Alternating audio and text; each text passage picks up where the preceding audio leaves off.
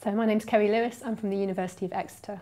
So I'm a marine biologist and I think I decided I wanted to be a marine biologist when I was 14, playing in rock pools with my summer holidays.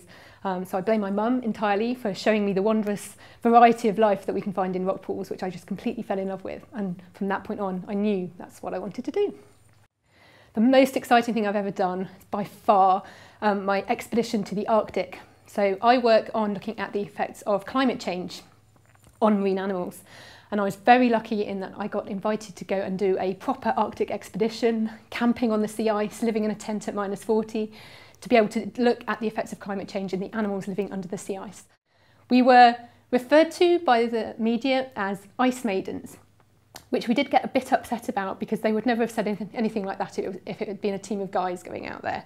But we feel that we showed them we were absolutely capable of taking on the challenges of living in those extreme conditions.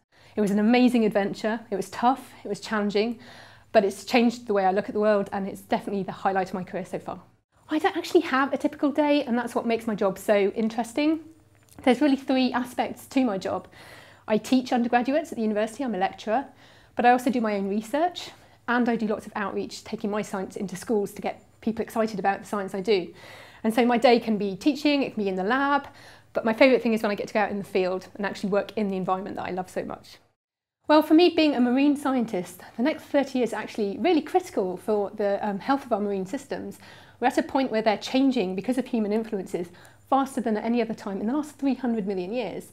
So the next 30 years are really key. If we make changes now in the next few years, we might actually be able to save some of the ecosystems that are under threat. So I think it's a really interesting time to be a marine scientist. And the solution definitely requires everyone to be involved, women scientists and men, of course, really trying to come up with the solutions to these really challenging problems that the marine environment is facing.